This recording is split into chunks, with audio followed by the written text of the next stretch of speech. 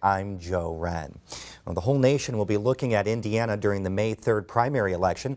That's because Indiana will have a significant impact on selecting this year's presidential nominees. Sophia Salaby reports on what to expect when you go to the polls.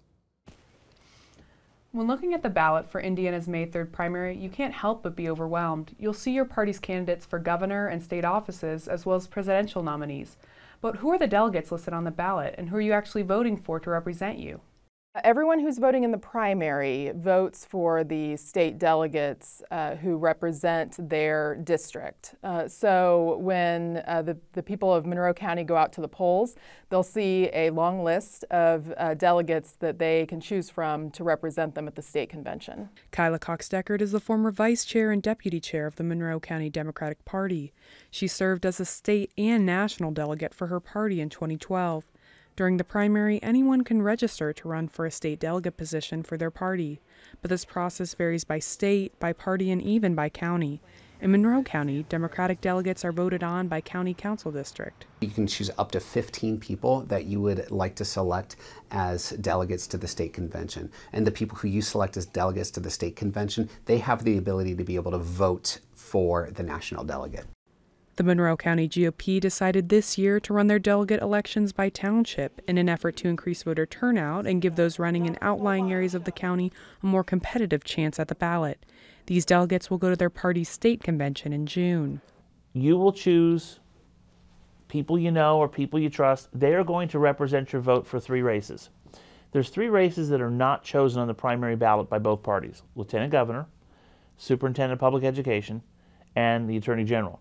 It's those 3 positions, Lieutenant Governor, Superintendent, and Attorney General, that state delegates vote for, but that's not the only duty they're responsible for.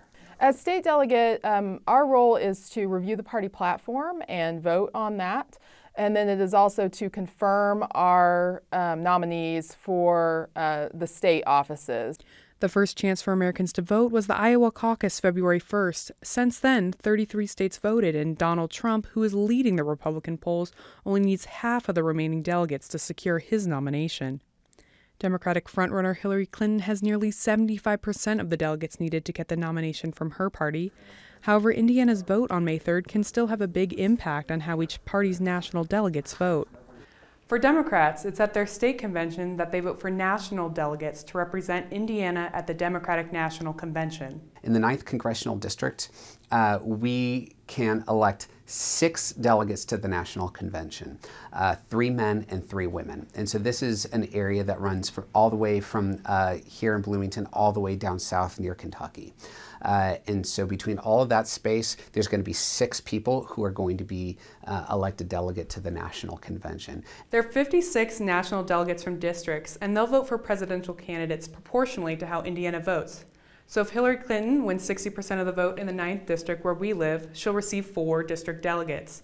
There are also 18 at-large delegates, 7 at-large alternates, 9 party leader and elected official delegates that vote proportionally with the state. In addition, the Democratic Party has superdelegates that automatically go to the party's national convention and can choose who they vote for. Superdelegates are people who are either elected officials, so for example, the members of Congress from Indiana are state delegates, or members of the DNC are also state delegates. For Republicans, the process is actually quite different. Those hoping to be a national delegate have to apply by congressional district. Then they're judged by a closed caucus of party members. Each district has 3 delegates. There are an additional 27 at-large delegates and 3 automatic delegates, which consist of 2 national committeemen and a party chair. The district delegates vote with your district, but the at-large delegates vote with the overall state. For example, if Trump wins your district, but Cruz wins the entire state, then your district delegates will vote for Trump, and the at-large delegates will vote for Cruz. This current election system of primaries and delegates is actually relatively new. For most of the United States history, party leaders chose who ran and who won elections. The country saw a shift in the 1960s and 70s, which opened up the election process more to the American people. I mean, when you think about it, it's a little bit of a convoluted process, right?